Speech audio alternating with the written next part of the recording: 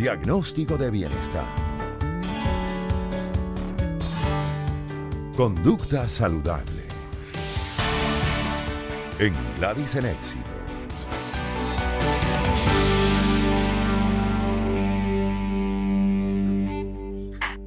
Y para comenzar la primera hora de Gladys en Éxitos, tengo al doctor Leopoldo Córdoba Romero, médico, pediatra, infectólogo, lo hemos entrevistado, especialista en enfermedades infecciosas, para con él revisar esta rara enfermedad que estarían vinculando con el COVID-19 y que denominan Kawasaki. Doctor, ¿cómo está? Buenas tardes y bienvenido. Muy buenas tardes, Gladys. Un placer y un honor estar de nuevo en este programa con toda tu audiencia tan apreciada y querida, y con la idea de llevar a una información veraz y con la idea de tranquilizar a nuestra población para que podamos resolver y salir bien de este problema de la pandemia, pero Amén. Con información veraz y tratando de llevarla pues con calma, como decimos. Así es, doctor, pero fíjese, en el caso de la enfermedad de Kawasaki, aquí estoy leyendo que se describió por primera vez en el 67 y supuestamente, bueno, en los niños provocaba generalmente inflamación de los vasos sanguíneos, erupciones cutáneas, ganglio, conjuntivitis, problemas cardíacos en sus tipos más graves, y ahora esto está apareciendo. Y a propósito de la pandemia del coronavirus, ¿por qué? ¿Qué información maneja usted, doctor? Bueno, la situación es la siguiente. Ha existido la enfermedad de Kawasaki desde precisamente que la describió el doctor Kawasaki, un japonés, en el año 61 fue exactamente cuando se describió la primera. Nosotros los pediatras estamos acostumbrados a conocer esa enfermedad porque es una enfermedad netamente pediátrica. ¿Okay? El nombre recuerda a una moto, a una marca de moto, Kawasaki. Bueno, ese nombre es en relación a este investigador.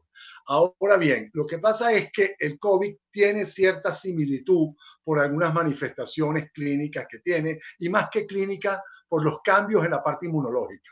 Por eso es que se relaciona. La semana pasada, todo empezó el día 4 de mayo, hubo un reporte en Nueva York de 15 casos de niños con Kawasaki y que tenían el COVID positivo. Pero resulta que en estos 3 meses que llevamos conociendo esta enfermedad, ya sabemos que en España, en Italia, ha habido también casos de niños con Kawasaki. Tenemos que entender que esta es una enfermedad pediátrica que ocurre de un caso por cada 100.000 habitantes. Por ejemplo, en Estados Unidos hay 2.500 a 3.000 casos al año. En Venezuela nosotros vimos muchísimos casos en los hospitales. Los pediatras estamos acostumbrados a ver esta enfermedad. Esta es una enfermedad que tiene una característica muy particular. Se ven niños, el 90% de ellos menores de 5 años. Niños mayores de 3 meses y de 5 años. Puede verse en niños de 8, de 10, de 12. No es una enfermedad de adulto, es una enfermedad pediátrica. En relación a los síntomas, la enfermedad de Kawasaki no tiene síntomas respiratorios que son los típicos del coronavirus, que es la tos, la fiebre, la dificultad respiratoria. El Kawasaki no da tos y no da fiebre. O sea que por ahí no es la similitud. La similitud es porque los pacientes que han tenido Kawasaki, que a lo mejor lo iban a tener porque estadísticamente hay factores genéticos, no se sabe cuál es la causa del Kawasaki. Se piensa que puede ser algún agente viral o infeccioso, pero nunca se ha demostrado cuál es. Ahora bien, esos niños que les iba a dar Kawasaki, como están hospitalizados, es una enfermedad que ya les explicaré que es severa, es importante, le hicieron la prueba del COVID-19 y de ellos salieron 10 o 12 positivos. Salieron con la prueba, pero positivos con anticuerpos. Es decir, que no era que en ese momento que los niños los hospitalizaron con el Kawasaki tenían el virus en la nariz, el COVID, sino que el organismo de ellos había respondido produciendo anticuerpos contra el COVID. Eso llama más la atención y eso explica más porque el Kawasaki, para entrar en materia, es una enfermedad inflamatoria difusa que afecta el sistema inmunológico. Y así como se ha dicho que en el COVID hay una cascada inmunológica, hay una respuesta normal y sangramiento y trombosis y coágulos. Bueno, cuadros parecidos a eso se ven en el Kawasaki. Hay una similitud en la respuesta inmunológica. Por ahí es donde tenemos que empezar a unir cabos o a tratar de atar las dos enfermedades.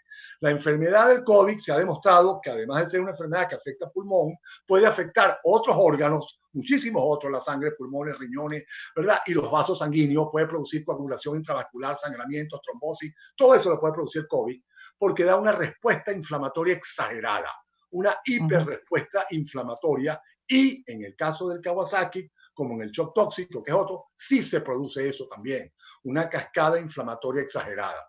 Pero se ve después que la agente viral pasó, como en este caso el agente del COVID ya había pasado.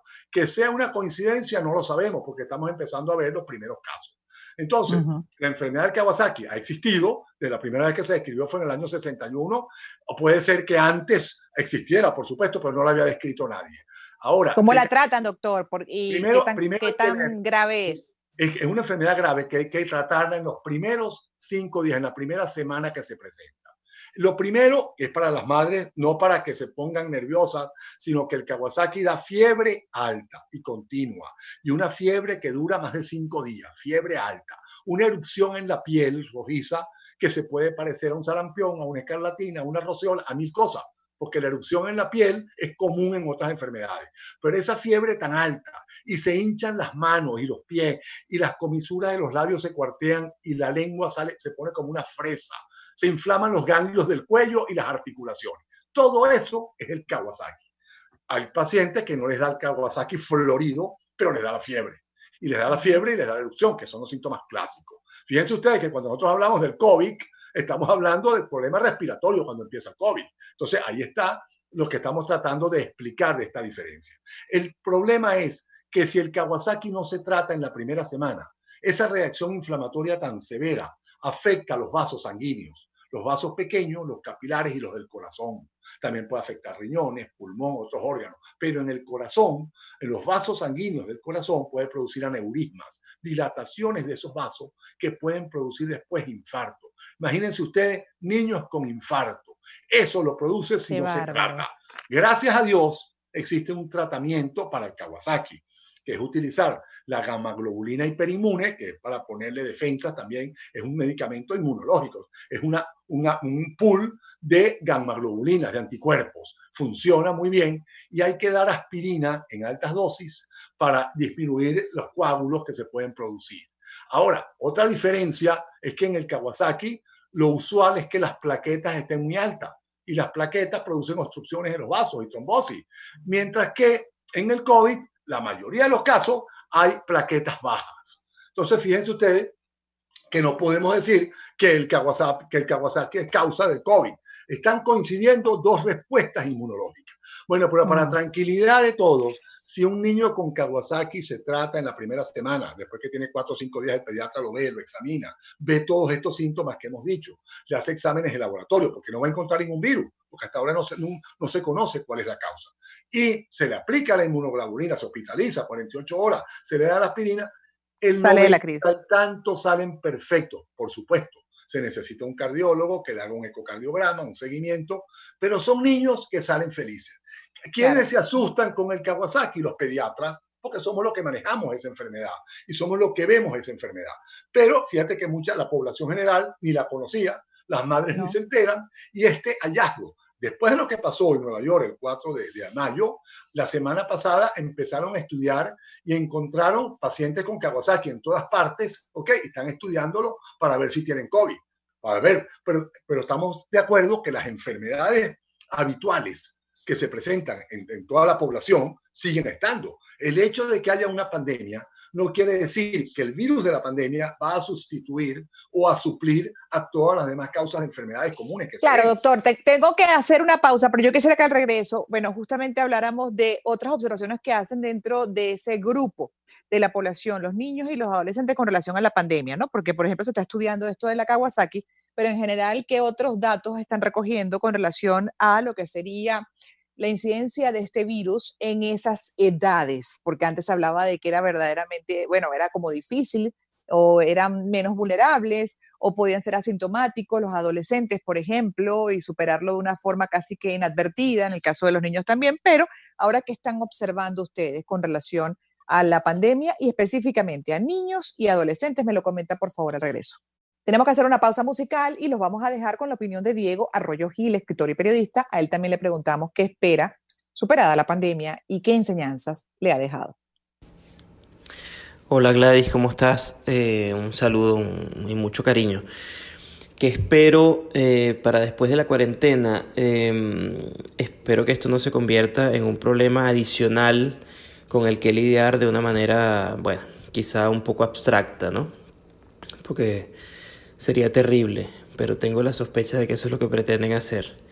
Con respecto a qué he aprendido durante este periodo, bueno, me parece que sobre todo he reconfirmado algo que ya sabíamos, que es que los seres humanos nos adaptamos a todo siempre que esté en juego, siempre que está en juego nuestra supervivencia. Que el mundo vaya a ser mejor después que esto, no lo sé. Soy de la opinión del escritor francés Michel Houellebecq, que hace pocos días dijo que después de esto el mundo va a ser exactamente igual, quizás solo un poquito peor. Un beso. Gladys en Éxito. Análisis informativo del acontecer venezolano. Con Gladys Rodríguez. Circuito Éxitos. Segunda parte de conversación con el doctor Leopoldo Córdoba Romero, médico pediatra, infectólogo, especialista en enfermedades infecciosas. Y con él, bueno, hemos estado revisando en la primera parte esta enfermedad de Kawasaki, esta rara enfermedad que estarían viendo si tiene algún vínculo con el COVID-19. Pero también quedó pendiente, doctor, hablar de los otros datos que están recogiendo con relación a los niños y adolescentes y la pandemia de este nuevo coronavirus. Bueno, una pregunta muy interesante. Cada día aprendemos más. Vamos a 5 meses aprendiendo. Esto es un aprendizaje rápido y cambiante de día a día. Ya tenemos 4 millones de personas infectadas. Tenemos, ¿verdad? Ya una experiencia, publicaciones por doquier, buenas, regulares y malas, investigadores científicos trabajando vacunas, test, infinidad de cosas. Y ya uno va como ordenando las piezas del rompecabezas. Pero esta historia se va a terminar cuando pase esto, que se arme bien cómo es todos estos aspectos y todos estos ángulos del coronavirus. Si nosotros hemos aprendido algo, es que esta es una enfermedad infecciosa, altamente contagiosa, que es una enfermedad emergente, porque es nueva, no la conocemos, por consiguiente toda la población es susceptible, toda, porque no han estado en contacto con esto. Si acaso los niños pudieran ser los que tienen cierta protección natural, porque como existen muchos coronavirus, que no es el COVID, los niños se enferman con resfriados comunes por coronavirus y parece ser que hay una inmunidad cruzada, se llama, que esos niñitos que han recibido otras gripes por coronavirus tienen cierta protección. Lo que sí es cierto es que los niños son los que menos síntomas clínicos dan, los que menos se complican, los que menos fallecen, gracias a Dios, son los niños. No quiere decir que no se contagien, son dos cosas distintas. Toda la población se contagia. Pero si nosotros analizamos el 100% de la gente por diferentes grupos etarios, lo hemos dicho muchas veces, ataca todas las edades se pueden infectar. Ahora, sí existe en ciertos grupos etarios que pueden ser más susceptibles, más frágiles, ¿ok? Como se sabe que son las personas con comorbilidades y la tercera edad, porque ya hay un desgaste del sistema inmunológico, se dice que hay muchos receptores del virus en los pulmones, donde el virus se aloja, y eso ha sido lo que se ha tratado de explicar por qué personas de tercera edad, hipertensos, con infarto, con problemas oncológicos, son los que tienen más complicaciones, más gravedad y más mortalidad. Eso ya pareciera ser así.